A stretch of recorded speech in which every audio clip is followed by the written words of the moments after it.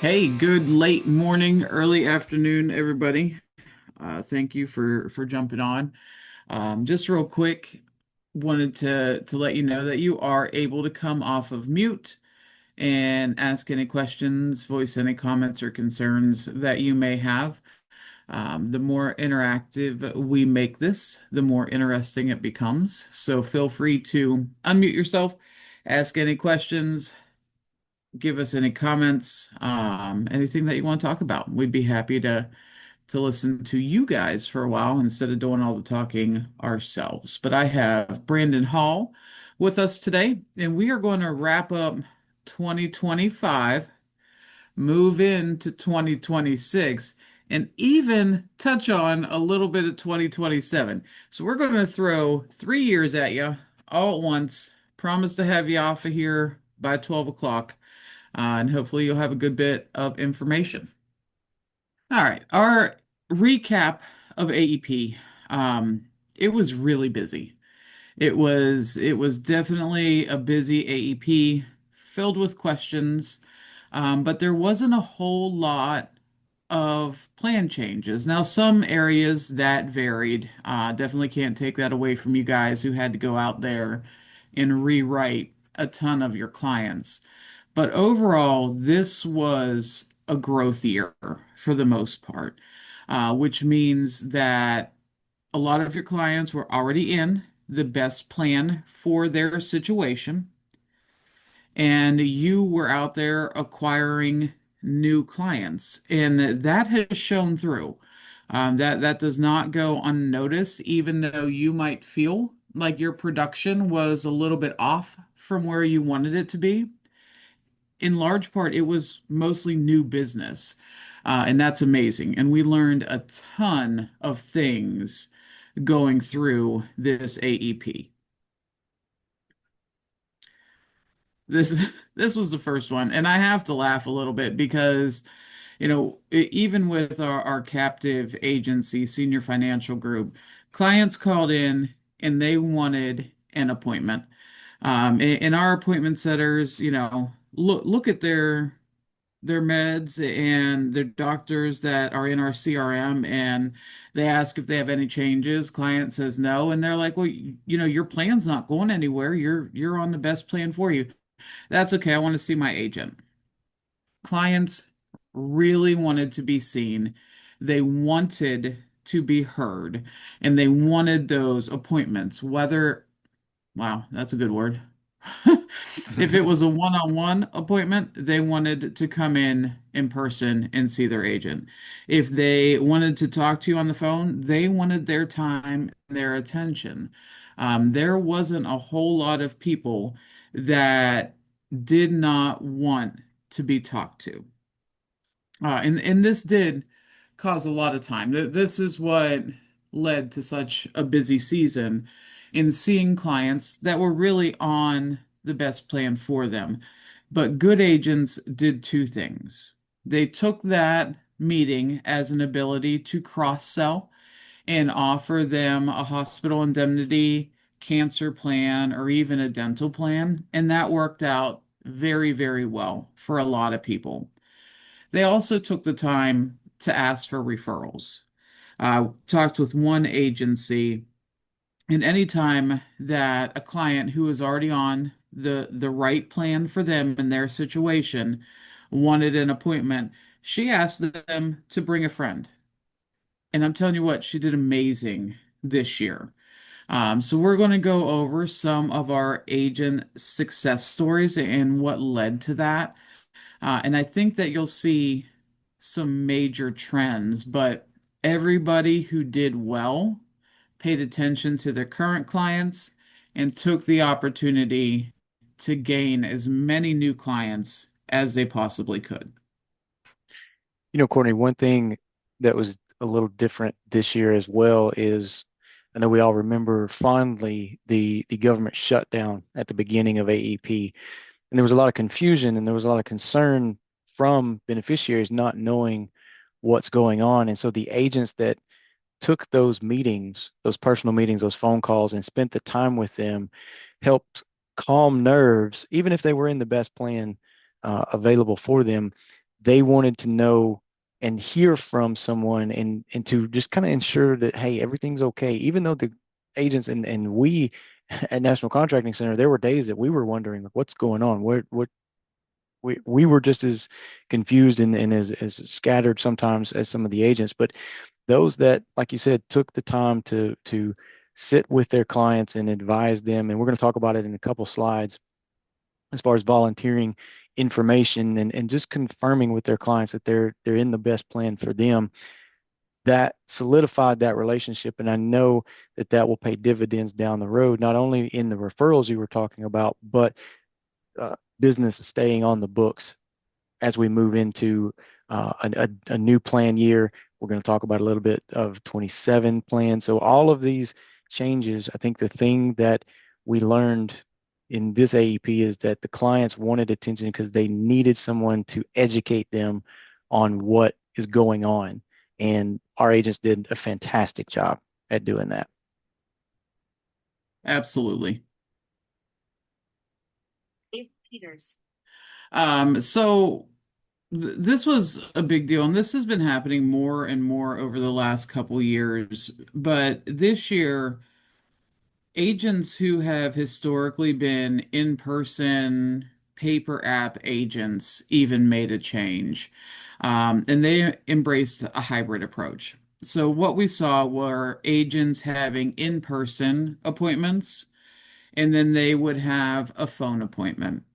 They were also using text and email to acquire signatures when some agents have not done that. Even through COVID, it was hard for agents to make that change. Mhm. But overall, the majority of our agents really embraced the e-apps. They embraced the phone appointments. It was a big time saver for them when they could get a phone appointment instead of an in-person appointment. But our truly successful agents did a little bit of everything to make sure that all their clients had some communication sent out to them, and as many appointments accomplished as humanly possible.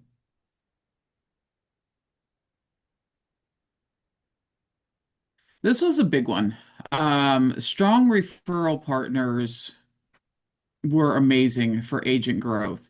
We had a brand new agency. It's just the principal agent and one downline. They hit over 400 apps during AEP, and it was fueled by referrals.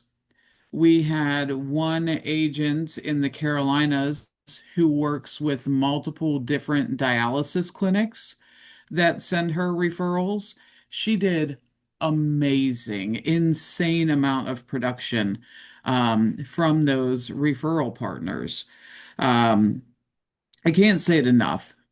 If you don't ask for a referral, you are losing money. Everybody has friends and family members and people within their immediate community and neighborhood that can use your help. If you ask people to send you referrals, they will do that as long as you took the time to educate them, you were friendly, and built that initial rapport. But referrals are the easiest leads to close across the board. Those people come in pretty much ready to sign whatever you tell them is going to be good for them because they know the person that referred them to you is very happy. They're very happy with you as an insurance agent, and they're very happy with their insurance plan or plans, if you're out there cross-selling, that you have set them up with. So it's just a great way to get leads in really a real-time situation and leads that you're able to close. Brandon, anything to add to that? No, the only thing I'd say to that is a lot of these referral partners, whether it's in your personal network or your business network, those relationships are set up prior to AEP. And the more you can do that, anytime you're out and about and someone asks you what you do, or you see someone that's potentially of age, if you're cross-selling to anyone, right? So if you're constantly talking about who you are, what you do. You're getting your brand out there, and you're starting to set up these referral partners, whether personal network or business network. They will funnel you referrals all year round, and then that pays off dividends in AEP. Courtney, you mentioned just a minute ago the client that or the agent that asked their clients, even if they were on the best plan, bring a friend for the review. That's a fantastic opportunity to start building new referral network because that friend that comes with the current client now becomes a client, then can refer more people. So it's something that needs to be done early, often, and not just during AEP. But we saw the benefit of that in our agents during AEP, paid off dividends.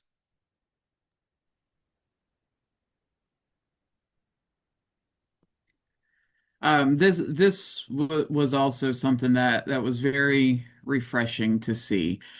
We had some first year agencies that got out there, they marketed themselves aggressively, and not only did they stand out, but they took that opportunity and really built their brand, which is going to go much, much further than just a very strong AEP.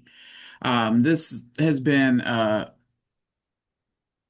talking point of mine for a long time, but your brand is what sells you. It's what gets you recognized. It is what makes people pick up the phone, submit a form online, and reach out to you in order to get your help. So these first year agencies who took the opportunity moving into AEP to do the proper marketing and advertising and then work their natural market had a stellar year.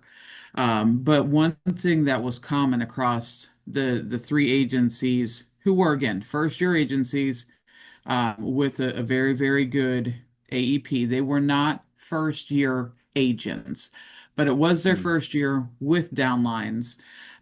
They made sure that everybody in their agency was branding the agency. So using the agency logo, using the agency color palette as they were doing their marketing, any events that they were doing, those same colors and logos were used, and it worked out really well. Having that brand continuity is going to get people recognized. And just like the referral stream, it's work that is done pre AEP that starts paying off in AEP and will continue to pay off in the future, assuming that you continue to do it.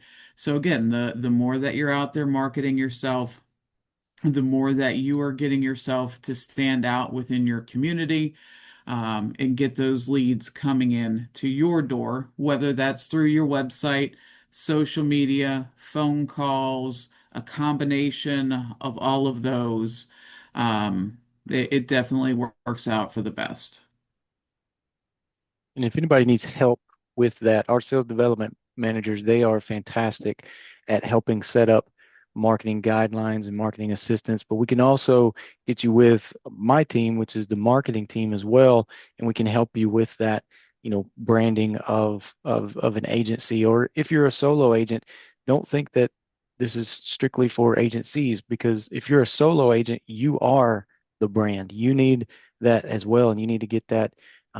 Whether it's a logo, whether it's a color palette, you name it, you need to have something that makes you stand out, and we can help you with that. So just reach out to us, get in touch with your sales development manager. They can then pull the marketing team in as well, and we can help you with that. But understanding that you've got to get out and do that, I think, like Courtney said a minute ago, with these agencies, they were first year agencies, but they were seasoned agents understanding the value of marketing, of branding, and it again does pay dividends, not only just during AEP, but even when we get into OEP, first quarter of next year, lock in through next year, and even 3, 4 years down the road. This can definitely help you stand out and write more business. This was a fun one to see. This was from a first year agent. And we have a lot of people who do TV and radio ads, don't get me wrong. But seeing some of these first year successes is so impressive.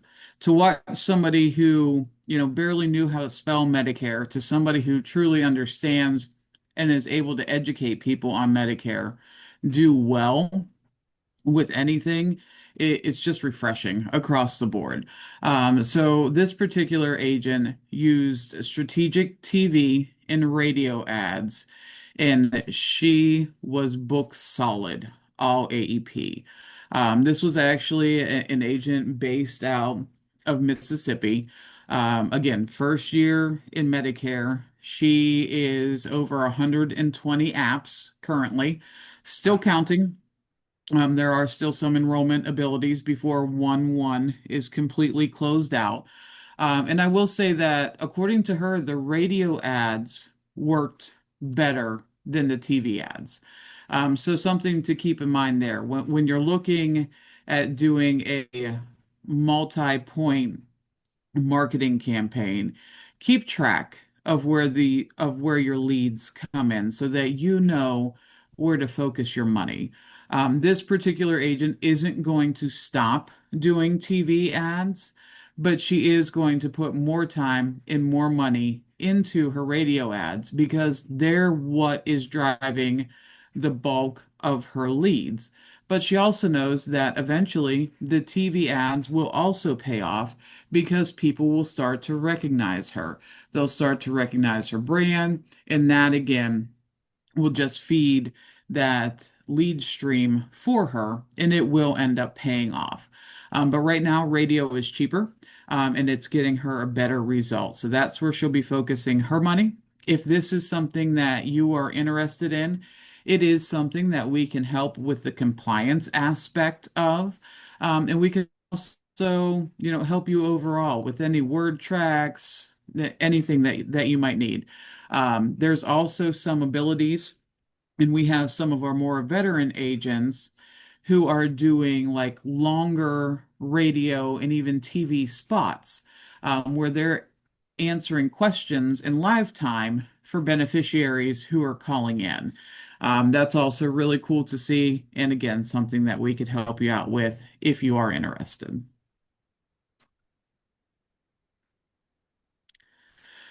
So, lead-driven events. This is something that even us at National Contracting Center have tried over the last 12 months, and they paid off immensely. I'm going to give a shout out to Leading Response. They are the vendor that we have used to drive traffic to these events. They are the vendor that we referred this particular agent to use to fill her events, and it worked out amazing. This particular agent is based in the Northeast. She runs over a few different states. But to be honest, events took her out of her comfort zone, but she made it work. She really had a very focused approach to having the best AEP that she has had throughout her Medicare career. And she did just that. And stepping outside of her comfort zone to not only allow a marketing firm to fill events for her, but also being able to follow up with those clients and close those clients really did this agent in for a very productive AEP. I think she said that she was about 35 sales over what she usually does during a normal AEP, and it was all due to these in-person events and stepping outside of her comfort zone. Brandon, do you have any tips or tricks as to how an agent might make an event? The thing we've seen with this is you said it just a second ago, stepping out of your comfort zone. It's not easy to get in front of people, especially when you've got a group of people. One-on-one sales is a different beast, right? Because they're in front of you. It's totally different when you're up in front of a room of people. But these we've seen have been some of the best opportunities to drive leads, to drive sales. And so if you're not doing this, I definitely would encourage you to reach out to your sales development manager to talk about potentially setting this up for next year, doing maybe an event a month, if you will, something like that. We have event in the box that we can help you with all of this setup. We can help you with talking points. We really can provide as much as we can to take some of that burden off of you as far as what do I do about an event? How do I set it up? What do I do?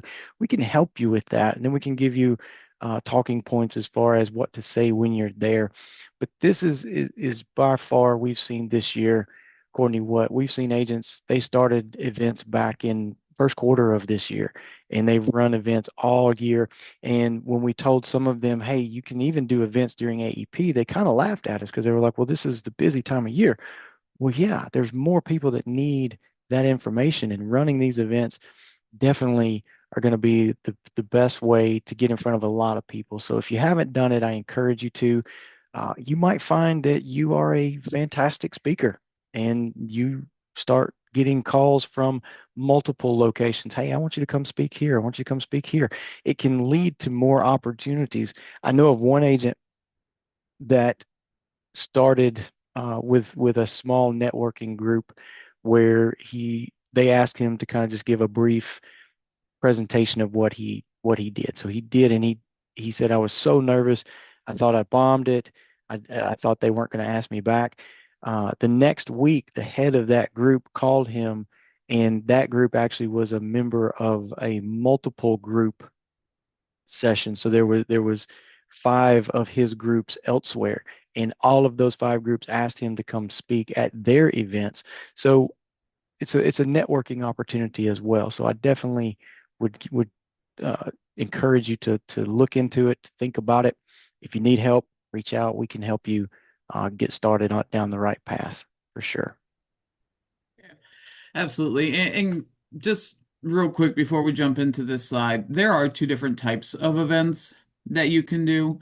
I will say our agents who are doing events during AEP are doing more sales events so that they can take applications on site. Throughout the rest of the year, I would always suggest to do educational events and use these events to build your brand and pipeline. But understand that with an educational event, you really have to be spot on with your follow up from the people who filled Mm. out the business reply cards um, at that event to make sure that you're turning as many of those leads into sales as quickly as possible. Now you can flip, Brandon. I'm done. Fair point. No, appreciate that. All right. This is really cool to see. We have quite a few agents who use the volunteer model. But a gentleman in the greater Chicago area really makes it a point to volunteer with his local community college and a few other places to get his name out there. And the whole time he's volunteering, he is, you know, talking with people, building that relationship, asking about their situation and, what they like, don't like about their health care. If they have anybody that he can help by getting them into a better plan. So he's just really doing good for the community overall. And then using that to build relationships. And again, a very powerful referral stream. This gentleman has historically been on our front runner trips. I'm pretty sure he'll be on there Mhm. again. Just AEP alone, he has over 130 applications, and the bulk of those are due to that referral stream that he gets from being out in the community and volunteering his time to make a positive impact. That's been that's been a key point to a lot of successful agents is that getting out into the community and volunteering. Um, we said it multiple times here. We've got another slide coming up talking about your natural market, but in and around your community, you can become known as the go-to person, but you can't become that unless you're out there in it. And people can see through a self-serving mentality. So if you're only out there to get business, they'll see that. But if you're truly volunteering and you're trying to serve your community, that is a welcoming beacon, if you will, that draws people to it. And this gentleman definitely has perfected that model of getting out there, volunteering, using his time to help better his community and the people around him, and therefore people want to do business with folks like that. And then there's a genuine concern, right? So it's what do you like, what do you not like? How can I help you, not how can you help me? So this is definitely something we've talked about in our skills sessions this year. We have a lot of uh, agents that have come through that skills session. In one of the sessions, we talked specifically about using your personal network, volunteering your time, getting out there, whether it's in, Habitat for Humanities or soup kitchens or anything like that. Any place that you can volunteer time, it builds your brand. We've said it multiple times on this webinar, and we'll continue to talk about it as we move into next year. It's just something that definitely we've seen a lot of successful agents utilize, and so we encourage you guys to do that as well.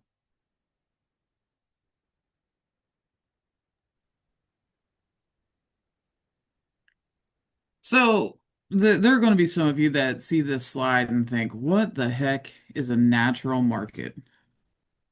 In the most simplistic way, it is where you naturally fit in. If you are somebody who is always doing something within your church, that's your natural market. If you're somebody who is volunteering your time and out there coaching, kids' sports, be it in school or, just I don't have good words today, and I'm sorry. Just some urban leagues, whatever that might be, that's your natural market. If you are somebody who has a cultural fit within your natural market, use that. The people that you are around on a constant basis, A, know you, B, recognize you, and C, want to help you succeed. Nobody who you are constantly out there around networking with wants to see anybody fail. So they're all willing to help you out. Growth through your natural market is very sustainable growth, meaning that those applications have little to no attrition. They stay on your books, they want to do business with you, and they're going to refer you, it seems to be my favorite word today, more business as well. So this agent, she's not a year one agent. It is her first year with us. She came from a captive carrier situation, but she did over 125 AEP applications, and in large part, it's because of her cultural fit. She does work in the Russian and Ukrainian market, and she did a really, really good job helping those people, especially the ones who, English is not their first language, and some of them not a language that they even speak. And because of that, and because of her background, she was able to help them. And again, that's another really powerful story. We see that a lot in agents and agencies who market to their natural market. If you have a cultural fit, if you just have you're going to have to help me with words, Brandon, because the cold medicine is kicking in. It's one of the Um, your natural market is like you said, where you fit in, and I'll tell kind of an opposite story. There was an agent t 2 years ago during AEP, uh, came in and he was from the middle of nowhere, Kentucky. And when you talk to him, you realize he's from the middle of nowhere, Kentucky. But he has become the go-to person in his community because he just talked to people. He just talked to them the way they needed. He didn't try to act like an agent or he didn't try to act like an insurance person. He just was Joe on the block. And as he talked to people, he didn't use uh, fancy language. Literally, I'm from Mississippi. So when I talk to him, I'm like, man, like you really have an accent. And you would think being from Mississippi, I would have the accent. But it's one of those things that it's who you connect with and who you can get um, in touch with. And so whether it's a cultural fit from you speak a second language, you're from another country, or you're from another part of the part of the US that you meet up with. I know people in Tennessee that they meet up with people from, this is going to sound crazy, but they meet up with people from up north because they connect with them and they're from there. They know the traditions and the histories, and they know the small towns, and it's just connection, right? And so all of this that we've seen agents do when they get out, we had a webinar earlier this year where we had several successful agents on just to give ideas of things to do, and every one of them said they have never bought a lead in their life. And all of the attendees, you we were on Zoom, but you could collectively hear the shock and awe of like, how are you growing a business without buying leads? Because we've been accustomed to when you come into this business, you just start buying leads and you go from there. All of these folks were in their community from a different profession, perhaps. Maybe they were an AC salesman, or they were a PNC salesman, or they were a financial broker, whatever it was, but they were in their community and they got people to know them, like them, and trust them, and they built their business on that. They got a referral network out of that. They got people sent to them. They got invitations to speak at Rotary clubs, at churches, at YMCA's, at financial planning conferences. They got all these things just by being one, who they were, and two, they worked within what they knew best, and what they knew best was their local natural market. So all of that being said, if you can get out there and build your brand on that, you definitely will see an influx of leads, referrals, uh, and business written. You just will. I think. I hope that kind of solidified what you were looking for there, Courtney. I think you had much better words than I did, so thank you. We appreciate the cold medicine kicking in there. All right, guys, before I wrap this up, I'm sure some of you got our email yesterday that was just a little recap of what came out in the CMS proposed rule for 2027. And I know that you're probably thinking, well, what happened to 2026? Well, in the Medicare world, we just kind of glazed over that and moved forward. But these are things that are not yet in effect, but we do look for them to take full effect come October of 2026. Um, and just a few highlights as we see that this proposed rule really seems to have a very positive outlook and kind of take the side of the independent agent. Um, a couple things that should be on the horizon moving into 2027 is the removal of the 48-hour scope of appointment rule.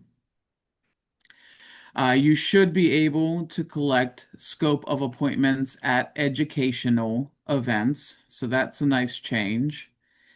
And they're also looking to remove the cooling period after an educational event in which you can have a sales event in the same location.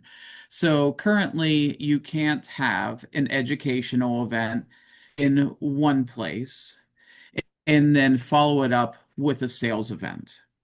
If this proposed rule does go through, and we do seem to think that it will, we think that they will adopt all these changes.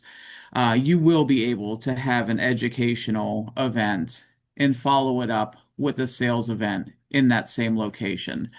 All three of these things really err on the side of the independent agent.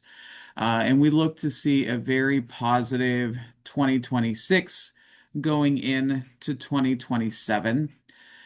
Please make sure that you are opted in to our emails, that you are registered on our website, and getting the most up-to-date communication through our text messaging as well.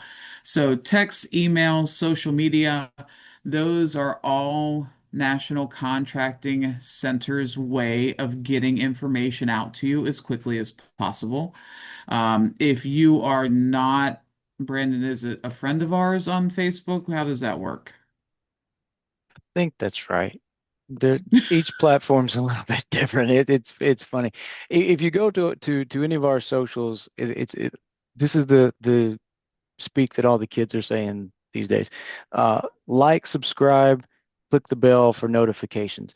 It's somewhere on the page. So you'll see a friend on Facebook, a like on Instagram, a like on YouTube, a follow on LinkedIn.